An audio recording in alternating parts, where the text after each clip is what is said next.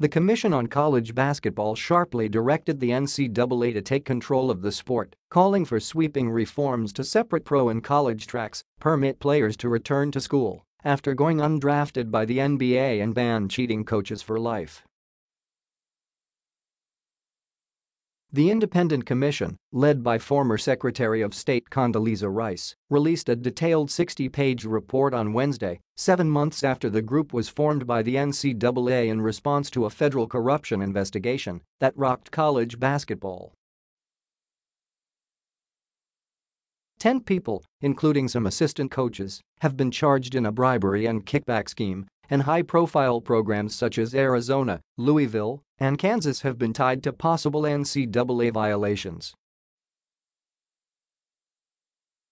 The members of this commission come from a wide variety of backgrounds, but the one thing that they share in common is that they believe the college basketball enterprise is worth saving, Rice told the AP. "We believe there's a lot of work to do in that regard. That the state of the game is not very strong. We had to be bold in our recommendations." The Associated Press obtained a copy of the report ahead of Rice presenting its findings to top NCAA officials. It's not yet clear how the governing body would pay for some of the proposals, and some of the panel's key recommendations would require cooperation from the NBA, its players' union, and USA Basketball. The commission offered harsh assessments of toothless NCAA enforcement, as well as the shady summer basketball circuit that includes AAU leagues and brings together agents, apparel companies, and coaches looking to profit on teenage prodigies. It called the environment surrounding college basketball a toxic mix of perverse incentives to cheat and said responsibility for the current mess goes all the way up to university presidents. The group recommended the NCAA have more involvement with players before they get to college and less involvement with enforcement. It also acknowledged the NCAA will need help to make some changes and defended its amateurism model, saying paying players a salary isn't the answer. The goal should not be to turn college basketball into another professional league, the commission wrote in its report. Rice was scheduled to present the commission's report to the NCAA's Board of Governors and Division I Board of Directors on Wednesday morning, Thursday, Manila time. The two groups of university presidents plan to meet after Rice's presentation to consider adopting the commission's recommendations. If adopted, the hard work of turning the recommendations into NCAA legislation begins.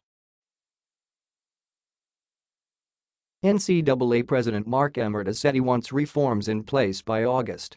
The commission does too. And it wants to review the NCAA's plans for implementation before it goes before the boards for approval. The 12-member commission made up of college administrators and former coaches and players was tasked with finding ways to reform 5 areas: NBA draft rules, including the league's age limit that has led to so-called one-and-done players, the relationship between players and agents, non-scholastic basketball, such as AAU, meant to raise the profile of recruits, involvement of apparel companies with players, coaches, and schools, and NCAA enforcement. NCAA officials mostly stayed out of the process. Emmert and Georgia Tech President Bud Peterson were part of the commission, but not included in executive sessions when proposals were being formed. The commission spent 70% of its time in executive session, Rice said, and kept its work secret until Wednesday's reveal. The overarching message to those in college athletics: take responsibility for problems you have created. One and Done. The commission emphasized the need for elite players to have more options when choosing between college and professional basketball and to separate the two tracks. The commission called for the NBA and its Players Association to change rules requiring players to be at least 19 years old and a year removed from graduating high school to be draft eligible. The one-and-done rule was implemented in 2006 despite the success of straight-from-high-school stars such as LeBron James, Kobe Bryant and Kevin Garnett. The commission did, however, say if the NBA and NBPA refused to change their rules in time for the next basketball season, it would reconvene and consider other options for the NCAA, such as making freshmen ineligible or locking a scholarship for 3 or 4 years if the recipient leaves a program after a single year. One and done has to go one way or another, Rice told the AP, expressing hope the NBA would act. The commission decided against attempting to mirror rules for baseball but said it could reconsider. Major League Baseball drafts players out of high school, but once an athlete goes to college he is not eligible to be drafted until after his third year. Baseball players can also return for their senior seasons after being drafted, as long as they do not sign professional contracts. The commission did take a piece of the baseball model and recommended basketball players be allowed to test the professional market in high school or after any college season while still maintaining college eligibility. If undrafted, a college player would remain eligible as long as he requests an evaluation from the NBA and returns to the same school. Players could still leave college for professional careers after 1 year, but the rules would not compel them to do so. Enforcement.The Commission recommended harsher penalties for rule breakers and that the NCAA outsource the investigation and adjudication of the most serious infractions cases. Level I violations would be punishable with up to a 5-year postseason ban and the forfeiture of all postseason revenue for the time of the ban. That could be worth tens of millions to major conference schools. By comparison, recent Level I infractions cases involving Louisville and Syracuse basketball resulted in postseason bans of 1 year. In those cases, then Louisville coach Rick Pitino, who was later fired after being tied to the FBI investigation, received a 5-game NCAA suspension for violations related to an assistant coach hiring strippers for recruits, and Syracuse coach Jim Boeheim was suspended for 9 games for academic misconduct and extra benefits violations. The commission said suspensions should be longer, up to 1 full season. Instead of show cause orders, which are meant to limit a coach's ability to work in college sports after breaking NCAA rules, the report called for lifetime bans.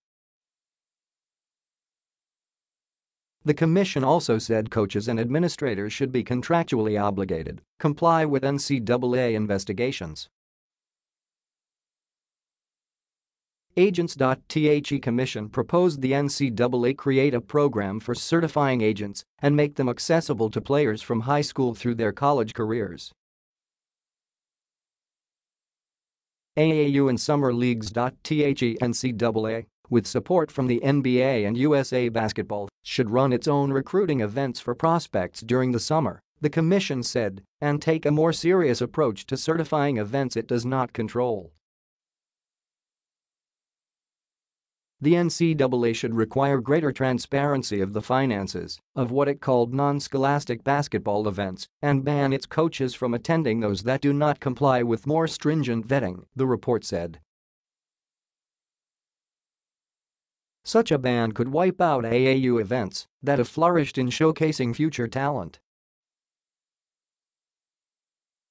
Apparel companies.The commission also called for greater financial transparency from shoe and apparel companies such as Nike, Under Armour and Adidas. These companies have extensive financial relationships with colleges and coaches worth hundreds of millions of dollars, and Adidas had 2 former executives charged by federal prosecutors in New York in the corruption case. The commission also called out university presidents, saying administrators can't be allowed to turn a blind eye to infractions.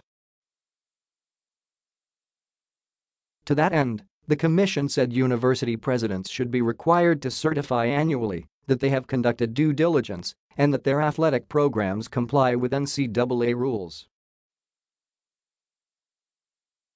The commission recommended the NCAA Board of Governors, currently comprised of 16 university presidents and chancellors, include 5 public members with full voting privileges who are not currently employed as university leaders.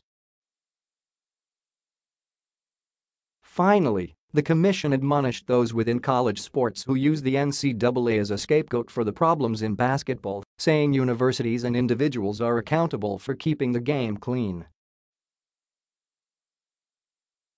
When those institutions and those responsible for leading them short-circuit rules, ethics and norms in order to achieve on-court success, they alone are responsible, the commission wrote. Too often, these individuals hide behind the NCAA when they are the ones most responsible for the degraded state of intercollegiate athletics in general and college basketball in particular.